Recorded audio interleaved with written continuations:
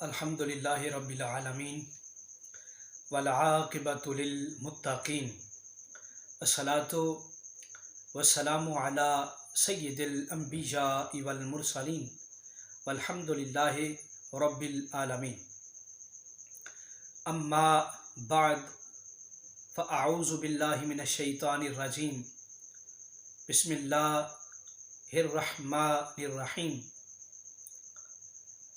وَأَهِدْنَا إِلَىٰ إِبْرَاهِيمَ وَإِسْمَاعِيلَ أَن طَهِّرَ بَيْتِيَ لِلطَّائِفِينَ وَالْعَاكِفِينَ وَالرُّكَّعِ السُّجُودِ صدق اللہ مولانا العظیم وصدق رسولہ النبی الکریم الامین ان اللہ وملائکتہ یصلون علی النبی یا ایہا الذین آمنوا صلو علیہ وسلموا تسلیما الصلاۃ والسلام علیک یا رسول اللہ وعلی آلک واصحابک یا حبیب اللہ الصلاۃ والسلام علیک یا رسول اللہ وعلی آلک واصحابک یا خاتم النبیین۔ بعد از حمد و صلات واجب الاحترام میرے بزرگوں، دوستوں، بھائیوں اور لائق کے عزت، عفت، معاب میری ماؤں اور بہنوں، السلام علیکم ورحمۃ اللہ تعالی وبرکاتہ۔ آج ایک نیا پروگرام لے کے آپ کی خدمت میں حاضر ہوں۔ ہم نے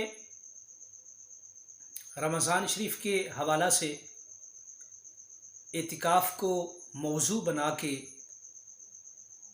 ایک پروگرام کیا تھا، اور اسی پروگرام کا یہ دوسرا حصہ آپ کی خدمت میں پیش کرنے والا ہوں۔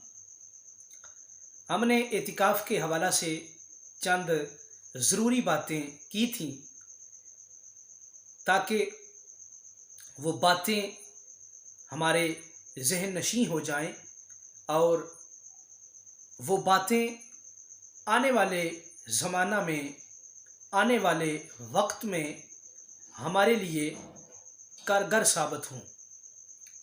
آج ہم پڑھیں گے، بیان کریں گے کہ اعتکاف کی کتنی قسمیں ہیں۔ تو بنیادی طور پہ اعتکاف کی 3 قسمیں ہیں۔ سب سے پہلے ہے اعتکاف واجب، اور دوسرا ہے اعتکاف سنت، اور تیسرا ہے اعتکاف نفل۔ اب ان تینوں اقسام کی ڈیٹیل، تفصیل آپ کے سامنے بیان کرنا چاہوں گا تاکہ آپ کو سمجھ آ جائے کہ یہ اعتکاف کی جو اقسام ہیں یہ کیا ہے۔ جو پہلی قسم ہے اعتکاف واجب، یہ ایسا اعتکاف ہے جو انسان خود اپنی ذات پہ واجب کرتا ہے۔ وہ کیسے؟ مثال کے طور پہ کوئی انسان منت مانتا ہے کہ اگر میرا فلاں بھائی یا فلاں ریلیٹیو اگر صحت یاب ہو گیا تو میں اللہ تبارک و تعالیٰ کی رضا کے لیے 2 دن کا یا 3 دن کا یا 4 دن کا یا 10 دن کا اعتکاف کروں گا۔ تو گویا اس نے جب بول کے اپنی زبان سے یہ منت مانی تو یہ منت اس پہ واجب ہو گئی۔ جب اس کا ریلیٹیو صحت مند ہو جائے گا، شفا یاب ہو جائے گا، تو اس پہ واجب ہے کہ اس نے بول کے جتنے دنوں کی منت مانی تھی اس منت کو وہ پورا کرے۔ اور یاد رکھیں کہ جب کوئی انسان منت مانتا ہے تو منت کا زبان سے بول کے ماننا ضروری ہوتا ہے۔ اگر کسی انسان نے دل ہی دل میں منت کا خیال کر لیا یا منت مان لی تو ایسی منت کا پورا کرنا واجب نہیں ہوتا۔ اگر ایسی منت کو پورا نہ بھی کیا جائے تو انسان گناہ گار نہیں ہوگا۔ اور یہ یاد رکھیں کہ جب کسی نے منت مان کے اپنی ذات پہ اعتکاف واجب کیا تو اس کے لیے روزہ شرط ہے۔ یعنی اگر 2 دن اعتکاف کرے گا یا 3 دن یا 10 دن تو اتنے ہی دن اس پہ روزہ رکھنا یہ ضروری ہوگا، اس لیے کہ واجب اعتکاف کے لیے روزہ یہ شرط ہے۔ اور ایسے اعتکاف کے لیے نیت کا ہونا بھی ضروری ہے۔ اگر کوئی انسان نیت دل ہی دل میں کر لیتا ہے تو وہ نیت معتبر ہو جائے گی، لیکن اگر زبان سے اس کا اقرار کر لے تو یہ بہتر ہے، کیونکہ نیت دل کے ارادے کا نام ہے، اور دل میں یہ ارادہ ضرور ہونا چاہیے کہ میں یہ عبادت اللہ تبارک و تعالیٰ کی رضا کے لیے، اللہ کی خوشنودی کے لیے کر رہا ہوں۔ تو یہ قسم تھی اعتکاف واجب کی۔ دوسری قسم ہے اعتکاف کی، اعتکاف سنت۔ اور اعتکاف سنت وہ اعتکاف ہے جو رمضان کے آخری 10 دنوں میں کیا جاتا ہے، اور یہ اعتکاف سنت مؤکدہ علی الکفایہ ہے۔ یعنی اگر محلے میں سے کسی ایک فرد نے کر لیا تو سارے محلے والے بری ہو جائیں گے، اور اگر کسی نے نہ کیا تو سارے محلے والے گناہ گار ہوں گے۔ یہ اس کا حکم ہے۔ اب جو اعتکاف سنت ہے یہ رمضان کے آخری عشرے میں کیا جاتا ہے، تو اس کے لیے بھی روزہ شرط ہے۔ بغیر روزے کے اعتکاف سنت ادا نہیں ہوگا۔ اب اس میں اکثر عوام الناس ایک غلطی کرتے ہیں۔ وہ غلطی کیا ہے کہ جس نے اعتکاف کرنا ہوتا ہے اس پہ لازم ہے کہ وہ 20 رمضان المبارک کو غروب آفتاب سے پہلے پہلے مسجد میں چلا جائے، مسجد میں داخل ہو جائے۔ جب مسجد میں داخل ہو جائے تو پھر اس کی نیت بھی کر لے، ارادہ بھی کر لے کہ میں اللہ کی رضا کے لیے 10 دنوں کے اعتکاف کی نیت کرتا ہوں۔ اور یاد رکھیں، اگر کوئی شخص غروب آفتاب سے پہلے پہلے یعنی افطاری سے پہلے پہلے اگر مسجد میں داخل ہو گیا اور اس نے نیت نہ کی اور آفتاب غروب ہو گیا تو اس کا اعتکاف تو ہو جائے گا لیکن اعتکاف سنت ادا نہیں ہوگا، اس لیے کہ اس نے نیت کرنے میں تاخیر کر دی۔ اسی طرح اگر کوئی شخص غروب آفتاب کے بعد مسجد میں آیا اور 10 دن کا اعتکاف کر لیا تو اس کا وہ اعتکاف سنت نہیں ہوگا، بلکہ اس کا وہ اعتکاف نفل ہوگا۔ کیوں؟ اس لیے کہ غروب آفتاب سے پہلے پہلے مسجد میں داخل ہونا اور نیت کرنا یہ ضروری ہے۔ اور اسی طرح اگر کسی انسان نے مسجد میں غروب آفتاب سے پہلے پہلے داخلہ لے لیا، وہ داخل ہو گیا، لیکن اب غروب آفتاب کے بعد نیت کرتا ہے تو پھر بھی اس کا اعتکاف سنت ادا نہیں ہوگا، اس کا وہ اعتکاف نفل ہوگا۔ لہٰذا جو بھی دوست، بھائی، بزرگ، میری مائیں، میری بہنیں اعتکاف کرنے کا ارادہ رکھتی ہیں، اس مسئلے کو اپنے ذہن نشین رکھیں، اور وہ دوست جو آپ کے ساتھ اعتکاف کرنا چاہتے ہیں اس بنیادی مسئلہ سے ان کو آگاہ ضرور کریں۔ تو یہ قسم تھی اعتکاف سنت کی، اور یہ دوسری قسم تھی۔ اب تیسری قسم جو ہے اعتکاف کی وہ ہے اعتکاف نفل۔ اس کے لیے روزہ شرط نہیں ہے۔ جب بھی انسان مسجد میں داخل ہو تو اعتکاف کی نیت کر لے، جب مسجد سے فارغ ہو جائے گا، باہر نکلے گا تو آٹومیٹیکلی اس کا اعتکاف ختم ہو جائے گا۔ یہ ہے اعتکاف نفل۔ اب سوال یہ پیدا ہوتا ہے، کیا اعتکاف صرف اس مسجد میں ہو سکتا ہے کہ جس میں جمعہ ہوتا ہے؟ تو اس کا جواب ہے نہیں۔ ضروری نہیں ہے کہ آپ جس مسجد میں اعتکاف کریں اس میں جمعہ ہوتا ہو۔ اگر جمعہ نہیں بھی ہوتا تو اس مسجد میں آپ کا اعتکاف ہو جائے گا۔ اگر کوئی مسجد ہے اور وہ مسجد جماعت ہے، مسجد جماعت اس مسجد کو کہتے ہیں جس میں امام اور مؤذن مقرر ہوتے ہیں، تو اس میں بھی آپ کا اعتکاف ہو جائے گا۔ لیکن اگر کوئی مسجد جماعت نہیں ہے، اس میں نہ امام ہے نہ اس میں مؤذن ہے اور اس میں 5 وقت کی نماز بھی نہیں ہوتی، تو ایسی مسجد میں بھی آپ کا اعتکاف ہو جائے گا۔ لہذا اعتکاف کرنے کے لیے مسجد کا جامع ہونا شرط نہیں ہے، لیکن آسانی یہ ہے کہ ہر مسجد میں اعتکاف ہو سکتا ہے اگرچہ اس میں جماعت نہ ہوتی ہو۔ اب تیسرا سوال یہ ہے کہ اعتکاف کرنے والا دوران اعتکاف کہاں تک جا سکتا ہے؟ اس کے لیے کیا کرائیٹیریا ہوگا کہ معتکف کہاں تک جائے یا کہاں تک نہ جائے؟ تو یہاں ایک لفظ میں استعمال کروں گا، فنائے مسجد۔ فنائے مسجد کی تعریف یہ ہے کہ وہ جگہیں جو مسجد کی حد میں شامل ہوں اور وہ مسجد کی ضروریات ہوں، انہیں فنائے مسجد کہا جاتا ہے۔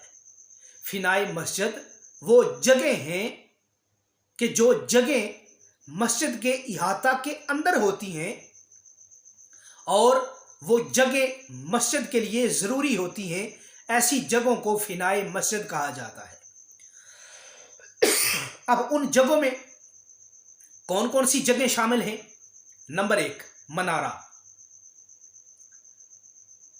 جس پہ چڑھ کے اذان دی جاتی ہے، یہ بھی فنائے مسجد میں شامل ہے۔ دوسرا، وضو خانہ۔ تیسرا، استنجا خانہ۔ چوتھا، غسل خانہ۔ اور 5واں، وہ جگہ جہاں پہ جوتے اتارے جاتے ہیں۔ اور 6ٹھی وہ جگہ جو مسجد کے ساتھ متصل ہے اور مدرسہ ہے۔ اسی طرح 7ویں وہ جگہ جہاں پہ امام کا حجرہ ہے۔ یہ وہ جگہیں ہیں جن کو فنائے مسجد کہا جاتا ہے۔ اب یہ جو جگہ میں نے آپ کے سامنے بیان کی ہیں، بعض معاملات میں یہ جگہ مسجد کے حکم میں ہیں اور بعض معاملات میں یہ جگہ مسجد کے حکم میں نہیں ہیں۔ اب مؤذن جو ہے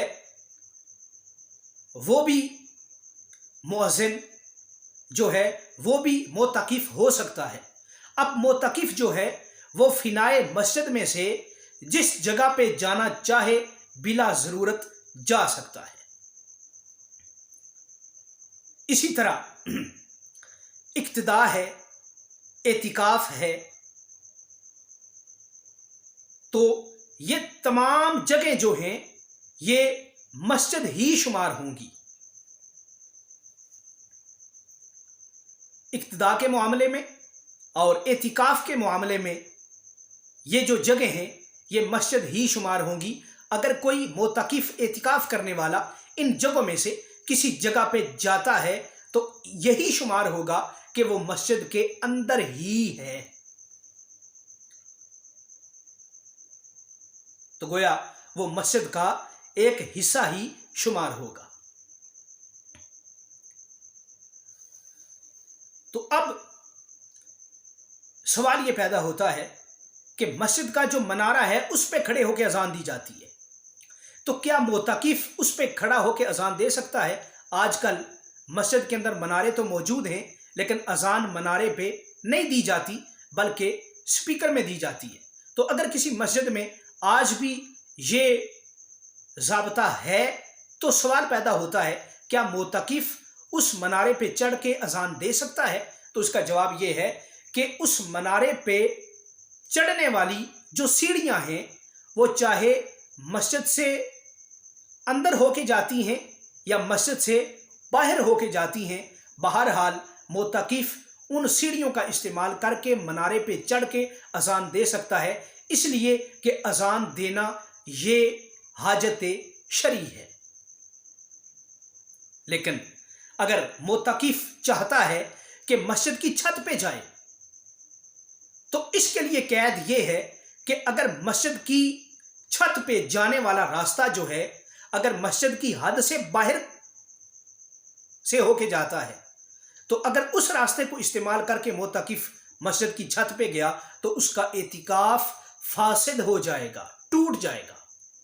لیکن اگر مسجد کی چھت پہ جانے والا راستہ اگر مسجد کی حد کے اندر سے ہے تو پھر معتکف مسجد کی چھت پہ جا سکتا ہے، اسے جانے کی اجازت ہے، لیکن مسجد کی چھت پہ بلا وجہ جانا یہ بے ادبی شمار ہوتا ہے اور فقہا نے اس چیز سے منع کیا ہے۔ تو میں نے وہ جگہیں آپ کے سامنے بیان کی جن جگہوں پہ معتکف جا سکتا ہے، اور ان جگہوں پہ جانا ایسے ہی ہے جیسے مسجد کے کسی حصے میں جانا ہے۔ اب آپ کے سامنے میں بیان کرنا چاہتا ہوں وہ کون سی حاجت ہے جس کے پیش نظر معتکف مسجد کی حد سے باہر نکل سکتا ہے۔ تو دو حاجتیں آپ ذہن میں رکھیں، ایک ہے حاجت شرعی۔ حاجت شرعی وہ شرعی حاجت ہے کہ جس کا اعتکاف گاہ میں ادا کرنا مشکل ہو۔ حاجت شرعی ایسی حاجت ہے کہ جس کا اعتکاف گاہ میں ادا کرنا مشکل ہو، یعنی جس جگہ کو معتکف نے اعتکاف کرنے والے نے اپنے لیے خاص کر رکھا ہے، اس جگہ پہ جس کا ادا کرنا مشکل ہو اسے حاجت شرعی کہتے ہیں۔ مثال کے طور پہ نماز جمعہ ہے اور اسی طرح جو اذان ہے، یہ دو چیزیں حاجت شرعی ہیں۔ اب سوال یہ پیدا ہوتا ہے کہ معتکف جب جمعے کے لیے جائے گا تو وہ کون سا طریقہ اپنائے گا، وہ کون سی احتیاط اپنائے گا؟ تو اس کے لیے احتیاط یہ ہے کہ اعتکاف کرنے والا جب کسی مسجد میں جمعہ پڑھنے کے لیے جائے گا تو وہ مسجد سے اس ٹائم نکلے گا کہ خطبہ شروع ہونے سے پہلے مسجد میں پہنچ جائے اور 4 رکعت نماز سنت ادا کر سکے۔ معتکف جب جامع مسجد میں پہنچے تو خطبہ شروع ہونے سے پہلے اپنی 4 سنتیں ادا کر لے، اتنا ٹائم وہ رکھ کے اپنی اعتکاف والی مسجد سے نکلے گا، اور جب 2 رکعت فرض امام کے ساتھ نماز جمعہ ادا کر چکے گا تو اس کے بعد وہ 6 رکعت جو نماز جمعہ کے بعد پڑھی جاتی ہیں ان رکعتوں کی مقدار وقت وہ جامع مسجد میں ٹھہر سکتا ہے، اس سے زیادہ ٹھہرنا اس کے لیے مکروہ ہے۔ یعنی اگر 6 رکعتیں وہ فرض ادا کرنے کے بعد پڑھے گا تو اس پہ اگر 6 منٹ لگتے ہیں تو 6 منٹ تک وہ مسجد میں جامع میں ٹھہر سکتا ہے، اس سے زیادہ ٹھہرنا اس کے لیے مکروہ ہے۔ یہ ہے حاجت شرعی، اور دوسری ہے حاجت طبی۔ حاجت طبی جو ہے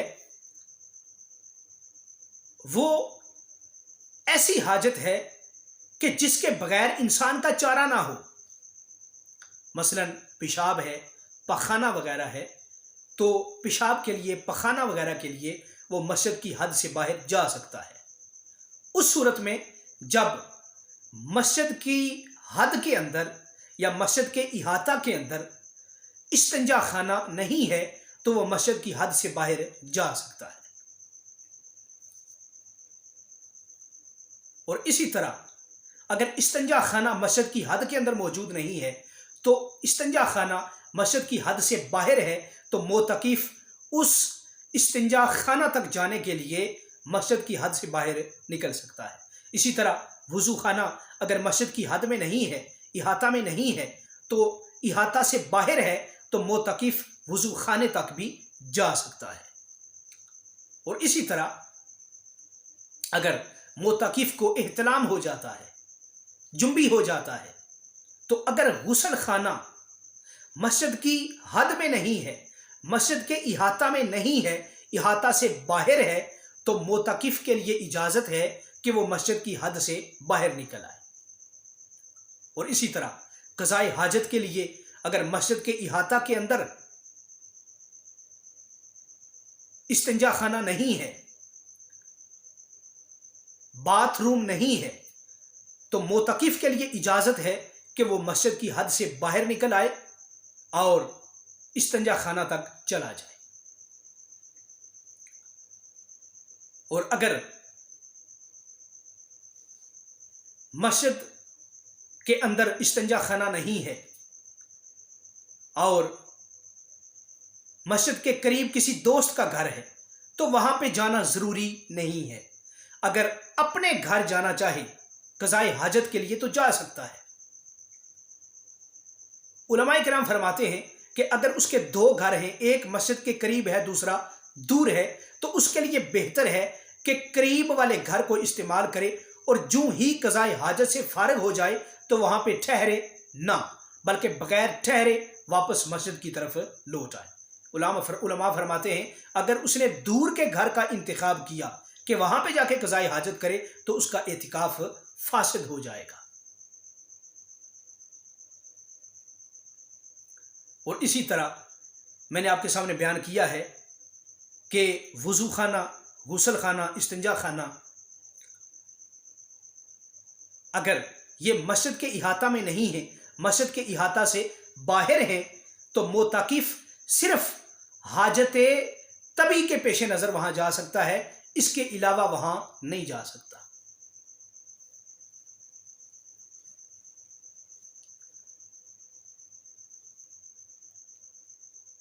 اب یہ وہ چیزیں تھیں جن کو میں نے آپ کے سامنے بڑے حسین انداز میں، بڑے سلیس انداز میں پیش کیا ہے۔